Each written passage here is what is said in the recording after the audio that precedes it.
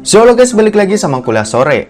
Kebutuhan smartphone buat main game emang gak bisa dipungkiri lagi keberadaannya. Sampai-sampai ada brand yang emang ngincer pasar itu demi dapetin apresiasi masyarakat. Nah, di video kali ini kuliah sore mau kasih rekomendasi nih smartphone 3 jutaan terbaik yang bisa dibeli untuk lebaran tahun ini. Dan fokusnya kali ini adalah smartphone yang tergolong memiliki performa yang kencang buat dipakai main game.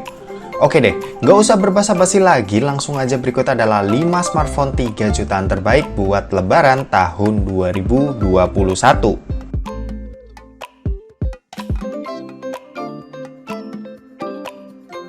Yang pertama, Poco X3 NFC. Yang pertama ada Poco X3 NFC. Smartphone ini rilis di bulan Oktober tahun 2020 kemarin dengan berbekal chipset Snapdragon 732G, dukungan kartu grafis Adreno 618 dan dua pilihan penyimpanan kapasitas yaitu 6/64GB dan 8/128GB. Buat dipakai main game PUBG Mobile ini udah tergolong enak banget. Settingan grafik Smooth Ultra yang biasa aku pakai buat main di sini tuh aman banget dan jarang nemuin adanya kendala kayak frame drop. Sementara kalau buat dipakai main game yang lebih berat lagi kayak Genshin Impact, smartphone ini tuh bisa dapetin settingan grafik bawaan di low yang kalau dipakai ini juga udah lumayan nyenengin.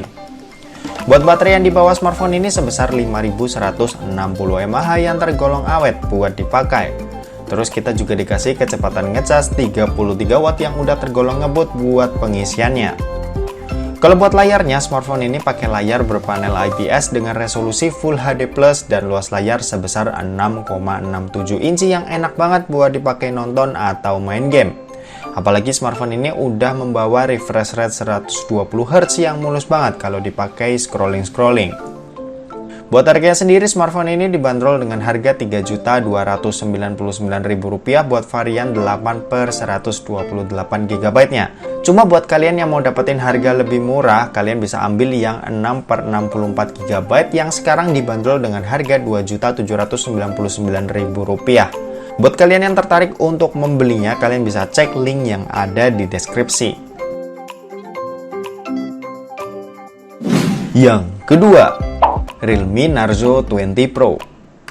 Yang kedua ada Realme Narzo 20 Pro. Smartphone ini rilis di bulan November tahun 2020 kemarin ya dengan berbekal chipset ngebut dari MediaTek yaitu adalah MediaTek Helio G95 dengan dukungan kartu grafis Mali G76MC4.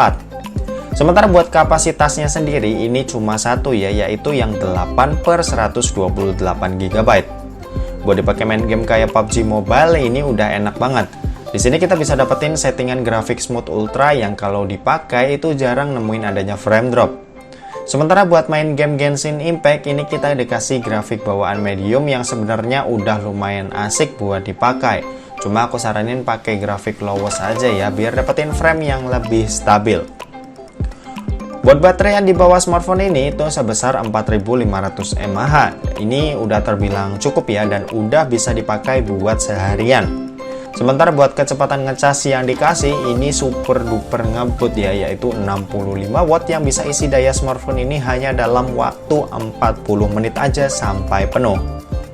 Kalau buat layarnya sendiri, si Realme Narzo 20 Pro ini pakai layar berpanel IPS LCD dengan resolusi Full HD Plus dan luas layar sebesar 6,5 inci yang tergolong enak buat dipakai nonton atau main game.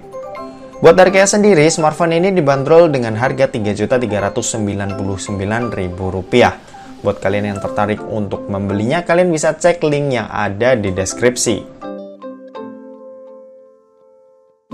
Yang ketiga, Redmi Note 10 Pro.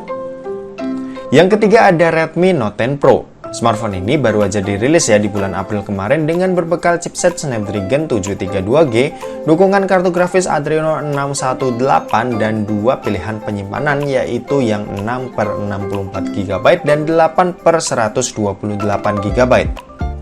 Buat dipakai main game kayak Mobile Legends ini udah bisa rata kanan dan stabil banget buat dipakai.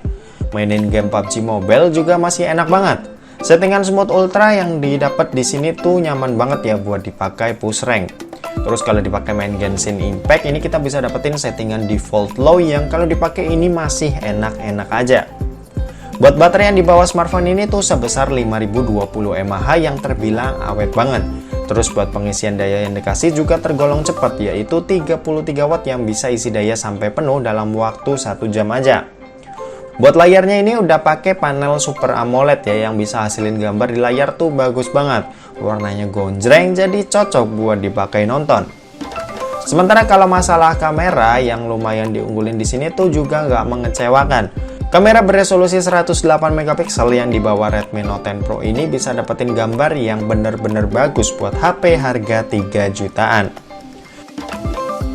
Buat harganya sendiri, Redmi Note 10 Pro dibanderol dengan harga Rp3.450.000. Buat kalian yang tertarik untuk membelinya, kalian bisa cek link yang ada di deskripsi.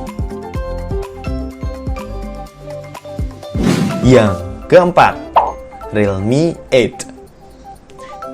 Yang keempat ada Realme 8 atau Realme 8. Smartphone ini baru aja dirilis ya di bulan April kemarin dengan berbekal chipset MediaTek Helio G95, dukungan kartu grafis Mali G76 MC4 dan kapasitas RAM sebesar 8 GB.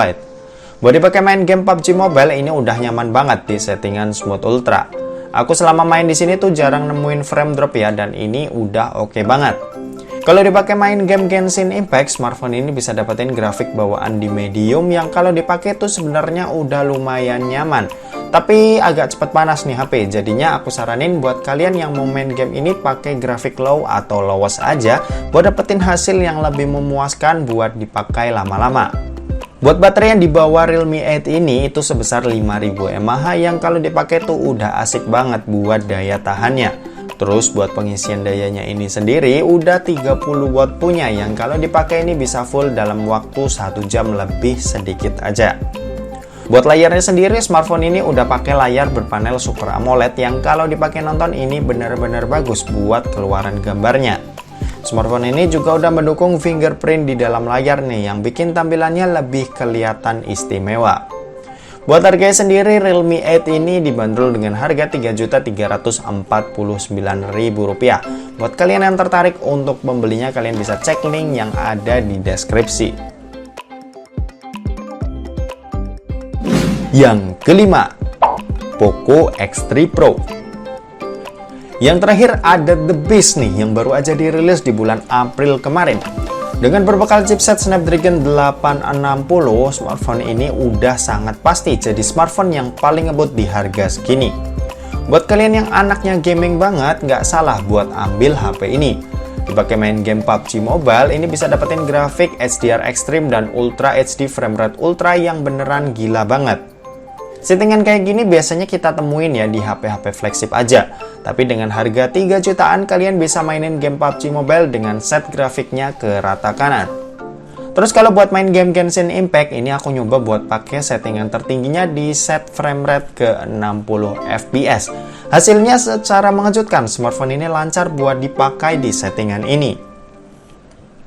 Buat baterainya, si Poco X3 Pro ini dibekali dengan baterai berkapasitas 5160 mAh yang udah tergolong awet buat dipakai sehari-hari. Sementara buat kecepatan ngecas yang dikasih ini sebesar 33 watt yang juga udah tergolong ngebut. Kalau urusan layar, Poco X3 Pro ini dibekali dengan layar berpanel IPS dengan resolusi Full HD+ dan luas layar sebesar 6,67 inci yang udah enak banget buat dipakai nonton atau main game.